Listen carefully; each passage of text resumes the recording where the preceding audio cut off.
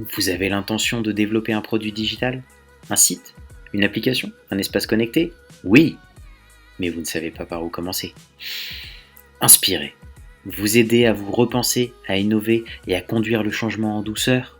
C'est l'objectif de l'interview objective. Partez avec nous à la rencontre de professionnels qui ont surmonté ce défi.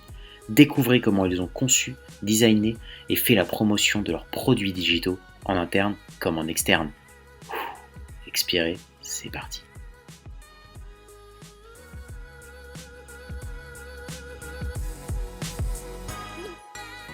Cyril, bonjour. Bonjour, bonjour Cyril. Merci. On a réussi à la faire. Merci de participer à cette interview objective de notre nouvelle saison orientée sur les méthodes de travail autour du product management. Est-ce que tu peux te présenter pour notre communauté, s'il te plaît? Oui, merci de l'invitation. Donc, Cyril Coquillot et je travaille au sein de CACIB, qui est le Crédit Agricole Corporate and Invest Bank, c'est-à-dire la filiale banque d'investissement et de financement de Crédit Agricole, du groupe Crédit Agricole. Et je travaille au sein de la direction informatique. Et donc, je suis UX designer et je travaille aussi sur une partie de UI design. Et Top. donc, je suis dans une équipe qui est composée de 3 personnes actuellement. C'est une équipe assez jeune. Et dans mon service, qui porte un nom peu courant, il s'appelle Digiteam. C'est un service à part au sein de CACIB. On est une agence interne digitale et donc on construit des sites internet, intranet pour toutes les entités du groupe Crédit Agricole et pas seulement CACIB. Donc, quand il y a des appels d'offres pour justement construire des sites internet, des sites mobiles, applications mobiles ou intranet, on peut faire appel à nous. Les entités du groupe Crédit Agricole peuvent faire appel à nous comme une agence externe. D'accord. Ah, c'est Et notre intéressant ça. équipe ouais, notre équipe est composée de chefs de projet MOA, MOE, de développeurs front et back et de designers et de product managers aussi. Ok, top. Et du coup, donc, en préparation de cette interview, tu me disais que vous êtes en train de monter justement cette méthode, enfin, vous étiez déjà bien engagé. Et là, justement, la trame de cette interview, c'est de discuter de méthodes, justement, qui vont être mises en place. Et la première question qu'on a préparée ensemble, enfin, la question est, comment avez-vous mesuré autour de vos projets, comment vous mesurez l'expérience, enfin, le besoin utilisateur pour la création d'un outil ou d'un site internet? Oui, alors effectivement, ça fait 1 an et demi que je suis arrivé dans l'équipe. Auparavant, il n'y avait pas d'équipe vraiment structurée. On faisait appel à des prestataires externes. Donc là, on commence à structurer et à mettre en place justement cette approche centrée utilisateur. Et donc, au départ, on travaille justement avec les chefs de projet MOA et les product managers. Donc, on intervient sur la prise de contact avec nos différents clients et sur toute la phase de cadrage, d'expression de besoin. Là, on commence à intervenir à leur côté justement pour comprendre le besoin business, comprendre dans quelle stratégie le projet va s'intégrer et commencer à voir de notre côté quel type d'utilisateur on va pouvoir solliciter déjà et puis toute l'organisation qui va en découler. Donc on intervient beaucoup en amont. Ça nous permet donc de réfléchir au niveau de la phase de recherche utilisateur, quel type de process, méthode on va pouvoir utiliser. Ça reste assez classique avec une approche quantitative et qualitative. Donc l'approche quantitative, on s'en sert surtout dans le cadre de refonte de sites web, où on récupère tout ce qui est données qui provient des outils analytics. Quel que soit l'outil analytics, en fait, on récupère des statistiques classiques en termes de vues, de parcours sur les pages, de temps de visite, de choses comme ça. Et on essaye aussi, si on n'a pas ça, quand c'est dans le cadre de la création d'un site, de récupérer tout ce que le business a comme données quantitatives. euh, Justement, les différentes mesures qu'ils ont pu faire. Alors ça peut être très varié, j'ai pas forcément de modèle précis, Mais toutes les informations que notre commanditaire client peut nous fournir en fait sont utiles. Ensuite, on trie les informations utiles ou pas. Et dans la phase qualitative, on essaye de mettre en place le plus souvent possible des interviews avec des utilisateurs, que ce soit en présentiel ou la plupart du temps par téléphone, surtout là depuis un an, on va dire à cause de la situation actuelle, ça marche plutôt bien. C'est vrai que toutes les méthodes centrées utilisateurs, c'est un petit peu le début dans notre service. Donc, pouvoir mobiliser les utilisateurs, ça reste une première étape qu'il faut franchir. Et donc, on a besoin du support de notre sponsor et puis du commanditaire. Et une fois qu'on réussit à faire ça, donc c'est interview et questionnaire en ligne aussi. On utilise assez souvent parce que dans mon équipe, on gère en fait un outil groupe qui permet justement de pouvoir diffuser tout ce qui est questionnaire en ligne. Ok. Ça passe par ça et on essaye aussi de faire de l'observation sur le terrain, en fait, sur les usages utilisateurs. Alors ça, c'est encore plus compliqué parce qu'il y a beaucoup de problèmes de planning, en fait, tout simplement. Trouver le bon moment, aller voir les gens. Et comme on travaille avec toutes les entités du groupe, bah, il faut pouvoir se déplacer, en fait, sur le lieu pour faire ça. Donc pour l'instant, ça reste très limité et on maximise nos efforts sur tout ce qui est interview utilisateur et questionnaire en ligne. Voilà. On a fait lancer quelques tests en amont dans des refontes sur tout ce qui est test d'utilisabilité, avec notamment des échelles UX, des choses comme ça, ou des questionnaires d'utilisabilité comme Actradif. Là, on est en train d'affiner ça parce que ce qu'on a récolté en termes de réponses, c'était pas toujours ce qu'on attendait, mais ça a peaufiné, quoi. Voilà. D'accord. Principalement, ça reste assez classique pour le moment parce que on essaye justement d'emmener tout le monde avec nous sur ces méthodes, aussi bien les chefs de projet, les product managers que les commanditaires, qui ne sont pas forcément encore très habitués à ces méthodes, ils sont plus habitués aux méthodes agiles, c'est assez répandu, euh, donc dans Cassib. Après, l'UX, c'est répandu aussi, mais il y a encore des marches à franchir. Je vois que c'est assez proche de nous en termes enfin, c'est assez proche de Limpide en termes de fonctionnement, notamment sur la mesure du besoin où on a des personnes en face de nous, côté client, qui parfois ont énormément de données et très très poussées. Et parfois, on se rend compte en creusant que, bah, en fait, c'est pas forcément très exploitable. Et le jeu, en fait, ça va être d'arbitrer entre les leviers. Est-ce qu'on utilise une solution comme Testapic, par exemple, sur un site internet qui permet de tester des sites ou des outils? Est-ce que on va se rapprocher directement de l'utilisateur ou faire de l'analyse sur le terrain? Aujourd'hui, ça, c'est des leviers qui sont plus difficiles à mettre en place parce que forcément, avec le Covid, on a plus de mal. Mais l'interview téléphone, effectivement, c'est un point qui fonctionne pas mal aussi et qui est pour le coup, alors là, moi, je parle plutôt côté facturation, mais qui pour le coup coûte moins cher parce que une interview téléphone prend moins de temps que d'aller dans les bureaux, aller rencontrer les personnes, faire le déplacement. Ouais, c'est vrai. Par contre, peut-être que ça prend un peu plus de temps pour construire les questions parce que il y a pas mal de choses que tu vois pas en fait. Ouais, Si t'as pas effectivement. d'audio avec, bon, c'est un peu compliqué de voir les réactions des utilisateurs. Et j'ai l'impression qu'il faut être plus précautionneux justement sur les questions pour pas introduire trop de biais. Ouais, effectivement. Ça, Mais c'est oui, ça fonctionne complètement vrai. bien. Et justement, une fois qu'on a, donc ça, on a parlé de la mesure de l'expérience, on a récupéré toutes les données. Une fois qu'on a tout ça, comment, de votre côté, vous définissez cette expérience pour répondre aux objectifs que tu as évoqués tout à l'heure, des objectifs stratégiques, business, utilisateur? Par quel moyen vous définissez cette expérience? Bah, c'est surtout avec le product manager et chef de projet en fait, dans la phase de cadrage où on commence à définir cette expérience.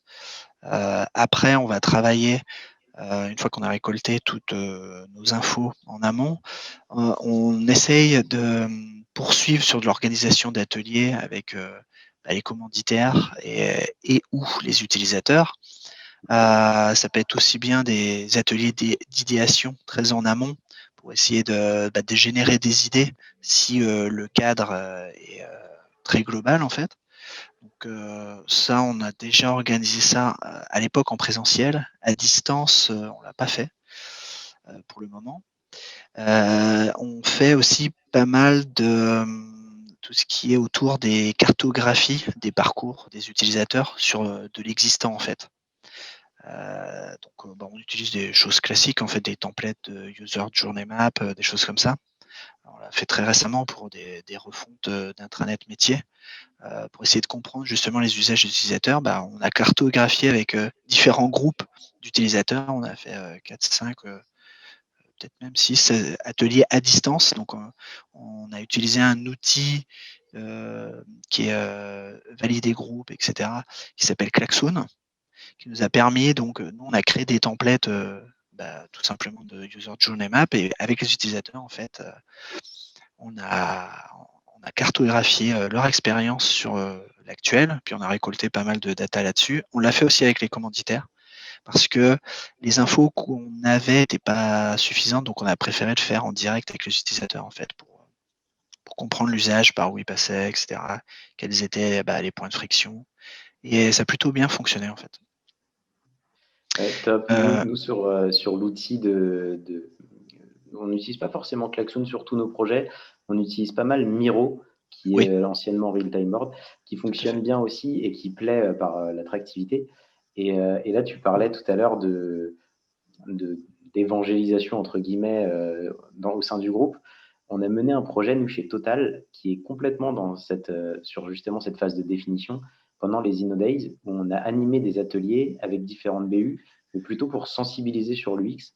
Et on se rend Mmh. compte que justement des gens qui sont plutôt familiers avec de l'agile et certains outils vraiment accrochent bien et on peut aussi utiliser ces méthodes pour ces projets ou ces méthodes pour sensibiliser de nouvelles personnes et justement faire monter une émulsion interne un peu sympa, quoi. Ouais, effectivement, on a quand on a fait la cartographie des parcours, utilisateurs, les gens ont très vite adhéré parce que c'est très visuel, donc c'était vraiment bien. Mais, j'ai oublié de citer aussi un atelier, qu'on avait fait en présentiel il y a juste avant le covid, un atelier, d'idéation, mais surtout de sketching. On avait fait des Crazy 8 en fait, avec, Ouais, plusieurs, utilisateurs et commanditaires et ça aussi, ça avait bien fonctionné parce que, pour une fois, on leur demandait en fait, leur vision, leurs idées et surtout, c'est eux qui construisaient directement. Donc après, on a tout repris pour, faire les wireframes, les choses comme ça. On leur a montré le résultat et c'était très concret donc ils ont adhéré assez vite, quoi. ouais, ça c'est on se rend compte, hein, quand on intègre l'utilisateur dans le projet, forcément ça fonctionne bien. Et là justement tu soulignes un point intéressant, c'est la question suivante. On parlait pas mal tu as évoqué quelques outils et la question suivante, on va plutôt s'intéresser à la méthode et aux outils que vous utilisez pour designer l'expérience justement, une fois qu'on a conceptualisé, l'UX, comment on va un peu plus loin et comment vous travaillez vous chez Cassib? Oui, alors, déjà, avant de conceptualiser, il y a une étape indispensable, c'est, le tri de cartes. On fait beaucoup d'ateliers de card sorting, que ce soit à distance ou en présentiel. Ça, c'est essentiel parce que, par la suite, nous, ça nous permet de voir, les différentes fonctionnalités, mais aussi, éventuellement les différents types de gabarits qu'on va devoir construire en wireframe. Donc on passe sur des maquettes fonctionnelles en fait, soit, base def, des zonings, soit wireframe vraiment détaillé, tout dépend. C'est vraiment une question de planning et de délai aussi. Ça joue énormément, dans notre service en fait. Donc on fait pas tout le temps des wireframes détaillés, mais on fait tout le temps des maquettes fonctionnelles. Enfin, des maquettes haute def, wireframe, c'est 50-50 quoi. Sinon, c'est des maquettes basse Mmh. def quoi.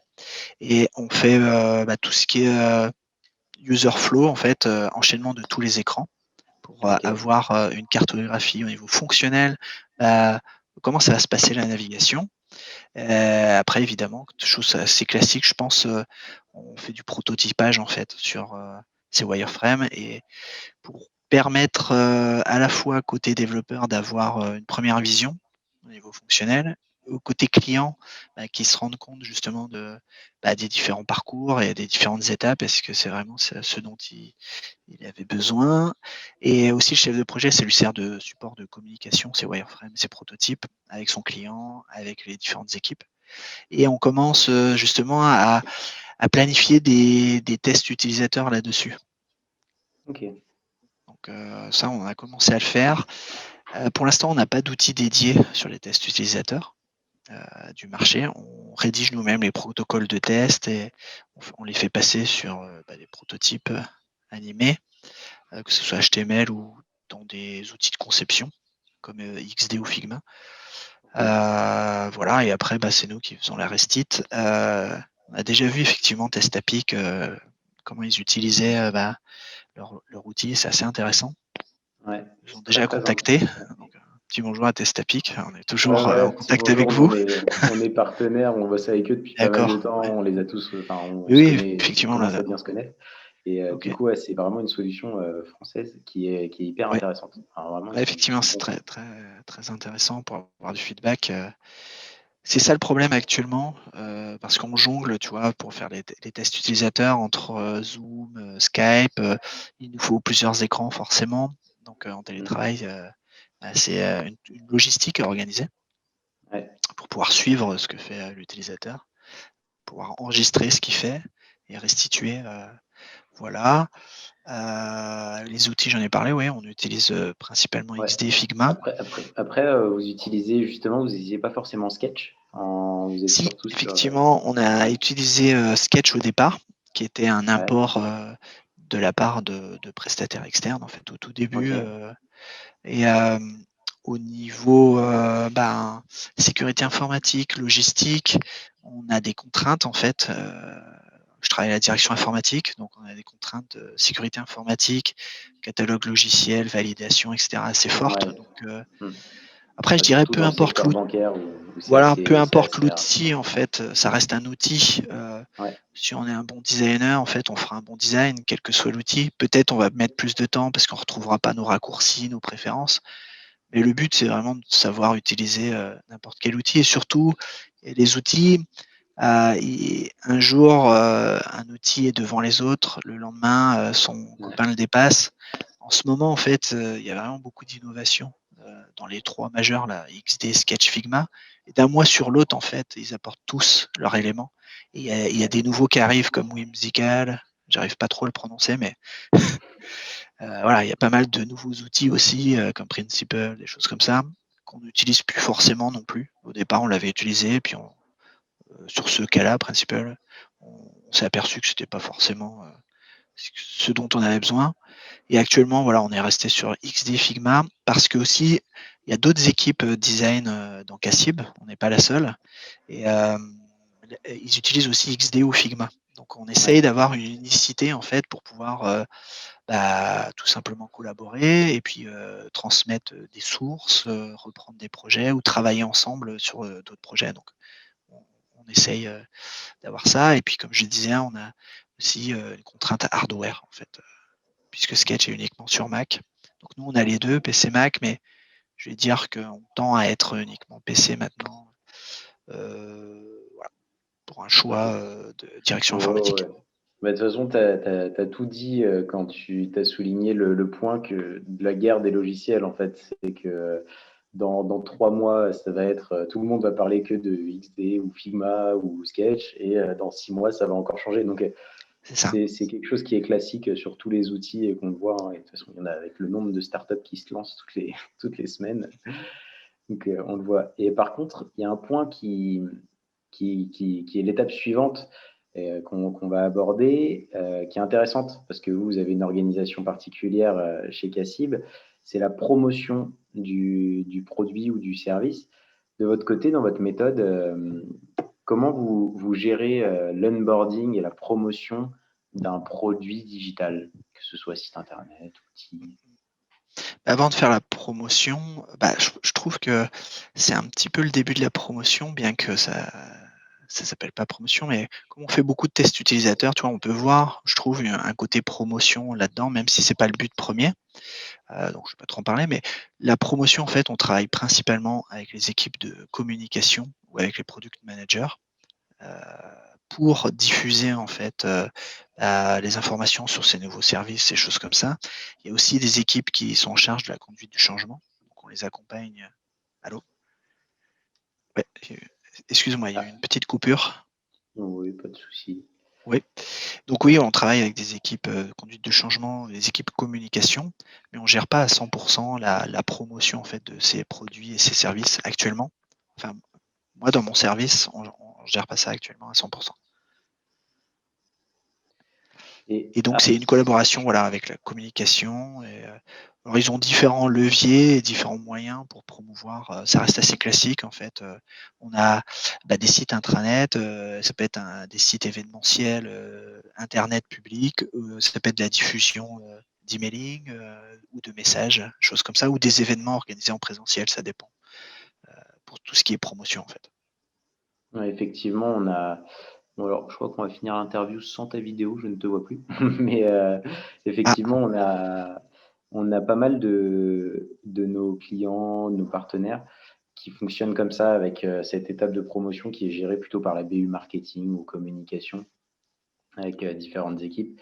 Et c'est souvent la chance qu'on peut avoir ou l'inconvénient sur certaines personnes par rapport à l'organisation. Quand on a du monde, bah forcément, c'est plus simple d'avoir une BU spécialisée sur chaque expertise et ça dépend vraiment de chaque acteur. Nous, on travaille avec vraiment tout type d'organisation mais ce qui est intéressant, c'est que c'est surtout de ne pas négliger cette étape-là parce que, on a beau designer, concevoir un super produit ou un super service, si les gens, n'en entendent pas parler et si, la première étape, de connexion, n'est pas bien validée, en fait, on perd 90 du travail pour un seul petit truc, quoi. effectivement, ouais, Et c'est sûr. c'est un sujet qu'on a traité d'ailleurs dans notre dernier webinaire que je t'invite et que j'invite